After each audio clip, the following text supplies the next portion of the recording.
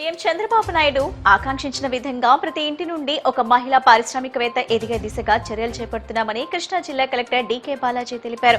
ముఖ్యంగా స్వయం సహాయక సంఘాలకు చెందిన ఔత్సాహిక మహిళా పారిశ్రామికవేత్తలు రూపొందించిన ఉత్పత్తులకు మార్కెటింగ్ సదుపాయం కల్పించేందుకు వీలుగా బయర్స్ అండ్ సెల్లర్స్ మీట్ ఏర్పాటు చేస్తున్నామని ఆయన వివరించారు.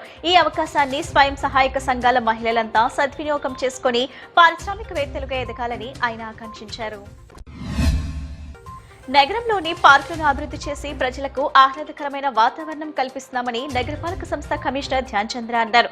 తన పర్యటనలో భాగంగా స్వాతి రోడ్, కుండల బజార్, హెచ్పీ కాలనీ ప్రాంతాలన్నీ పర్యటించి క్షేత్రస్థాయిలో పార్క్ నిర్వహణ పరిశీలించారు. జగన్ రెడ్డి చెప్పిన మారిగన్ సూత్రాన్ని చూసి ప్రజలు చీకొట్టారని టీడీపీ నేత బుద్ధా వెంకన్న విమర్శించారు. చంద్రబాబు, లోకేష్లకు ఆంధ్రజ్యోతికి సంబంధం ఏంటని ప్రశ్నించారు. పత్రికా కార్యాలయంపై దాడి చేస్తే ఖండించకూడదా అని ప్రశ్నించారు. అసెంబ్లీ సాక్షిగా చంద్రబాబు సతీమణ్ణి అవమానిస్తే మద్దతు పలికింది జగన్ కాదా అని ఫైర్ అయ్యారు. ఏబిఎన్ రాధాకృష్ణ పత్రికా రంగం పేరుతో మహిళల వ్యక్తిత్వాన్ని కించపరుస్తూ రాజకీయ బ్రోకర్ గా వ్యవహరిస్తున్నారని మాజీ మంత్రి వెల్లంపల్లి శ్రీనివాసరావు మండిపడ్డారు. పోలీసులు తక్షణమే సుమోటోగా కేసు నమోదు చేసి రాధాకృష్ణను అరెస్ట్ చేయాలని డిమాండ్ చేశారు. పేదల కోసం భారత్ లో లౌకిక రాజ్యం రక్షణ కోసం అనేక పోరాటాలు చేసిన కమ్యూనిస్ట్ తొలితరం నాయకులు చంద్ర రాజేశ్వరరావు అని సిపిఐ విజయవాడ నగర కార్యదర్శి జి కోటేశ్వరరావు కొనియాడారు. విజయవాడ నగరంలో అసాంఘిక శక్తులు చెలరేగిపోతున్న తరుణంలో ఆయన తీసుకున్న నిర్ణయాలు నగరంలో గూండాలను అరికట్టి శాంతి నెలకొల్పాయని చెప్పారు. రాజేశ్వరరావు ఆశయాలకు అనుగుణంగా కమ్యూనిస్ట్ ఉద్యమానికి పునరంకితమవుదామని కోటేశ్వరరావు పిలుపునిచ్చారు.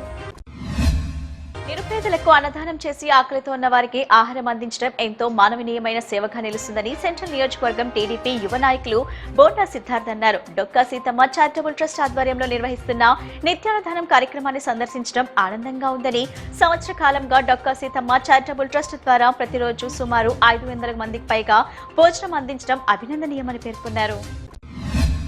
తెలుగు భాషను కేవలం మాట్లాడే సాధనంగా కాకుండా ఒక వ్యవస్థగా, నియమాలతో కూడిన శాస్త్రంగా అభివృద్ధి చేయడానికి పరవస్తు చెన్నై సూరి అనితసార్థమైన కృషి చేశారని మండలి వెంకట కృష్ణారావు అధికార భాషా సంఘం అధ్యక్షుడు విక్రమ్ పూలా అన్నారు.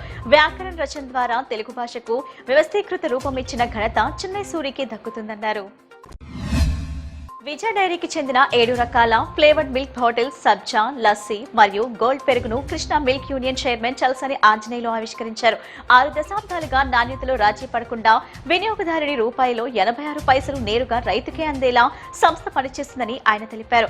లాభపేక్ష లేకుండా పసిపిల్లల నుండి వృద్ధుల వరకు అందరి ఆరోగ్యాన్ని కాపాడేలా కల్తీ లేని స్వచ్ఛమైన పాల ఉత్పత్తులను అందిస్తున్నామని ఆయన పేర్కొన్నారు.